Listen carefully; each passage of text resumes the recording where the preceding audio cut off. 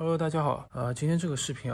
重点把磨豆机的一个挑选的一个最重要的一个点和大家再分享一下，再说一下。主要是因为最近一段时间呢，确实碰到蛮多，主要呢就是在这个磨豆机的选择上面，有预算多一点的，有预算少一点的。磨豆机的选择呢，当然和你的预算肯定是有很大的关系。但是我觉得，不管预算低还是高，但是有一样东西，我觉得是至少在咖啡的磨豆机这一块，我个人觉得是不应该被妥协的一样东西，就是无级调节。我觉得一开始的时候，你可以暂时不去想到底是锥刀还是平刀，先不去想这个刀盘，甚至平刀的话，它的这个纹路的选择，或者刀盘的尺寸的选择，我觉得这些我们可以先把它都放在一边，先不去考虑。但是我觉得只有一点是，无论如何你一定要去把它考虑进去的，就是这个磨豆机它到底是不是无级调节。然后无级调节这个概念呢，我觉得对很多，尤其是刚开始选择买磨豆机的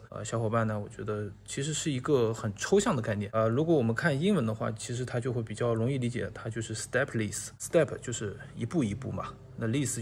就不是一步一步的。看一下这个膜呢，它就不是无级调节的。我们看我们这个档位的，它上面已经有刻度出来，比如1到2，现在我们是1和2之间，我可以理解为是 1.5， 对吧？那我这里转过来1到 1.5到2，也就是在这个当中是不存在1.1、1.2、1.3的，不存在，它就是到 1.5。这个就是有级的调节，也就是它是有一个步骤的，有这个 step 的，对吧？也就是我没有办法停留在1到 1.5当中的任何一个位置，我是没有办法停住的。我即便这样子去放在这里了，但是我只要机器一运作，它马上就会跳到某一个档位上去固定住。比如说我们现在这里的刻度对齐的是20，好，我们往这边拧一点点，看到没有？它是20过来一小格，但其实我是可以拧很细微的一点，明白吗？就是我可以很小幅度的去调节它。我们可以再看一下这一款，比如说它现在是在20过来一点点，对吧？我可以去调节到20，或者20再过来一点，或者只动它一点点，一丝一丝的动，这样的调节就是无级调节。一些主要的咖啡器具所需要的一个粒径的一个分布，当然这个肯定是参考啊，这肯定是参考。但是从这个参考上，我们可以看出，你看它从土耳其这边很细，对吧？一直到意式，再到摩卡，这样子一路过来。当然它有给你参考选择的它的那个粒径，比方说从300、400这样子过来。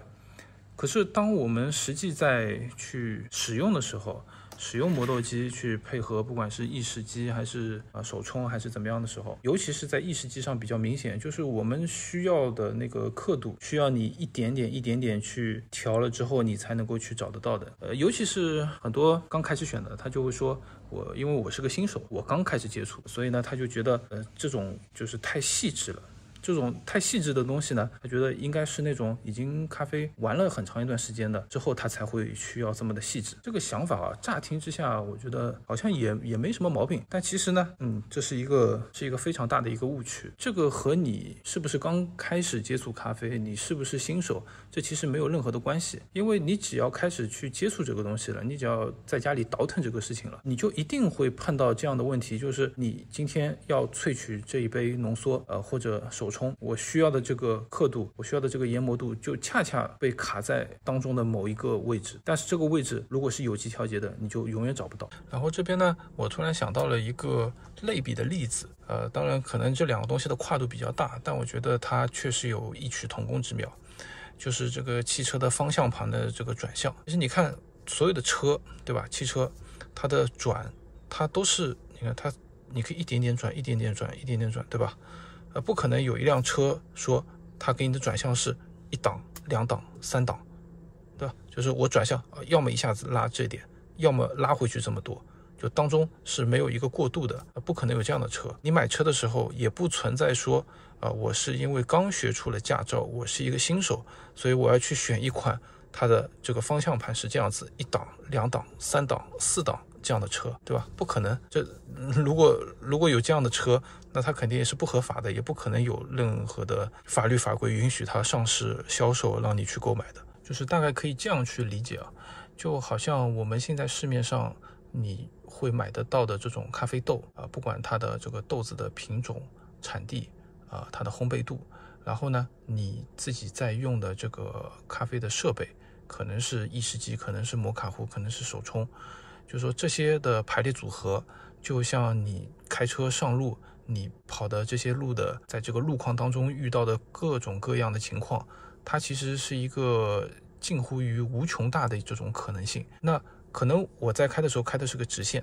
对吧？但是呢，前面有一个小东西的一个障碍物，那我需要调整一点点，它才能够顺利的通过。那这个就像我们在面对这个咖啡的这些选项的时候，就是我们的这个设备，我们的这个磨豆机这个设备，它是需要允许我们可以去做这样的一些微调的动作，然后让我们可以顺利的去找到这款豆子对应手上的这个冲泡设备的这个需要的这个研磨度。这两者之间虽然跨度很大，完全不是一个东西，一个范畴，可是我觉得在这个底层逻辑上，它们其实是相通的甚至几乎是没有什么太大区别的所以我希望用这样的一个例子，可以帮助你去理解这个磨豆机无级调节的重要性。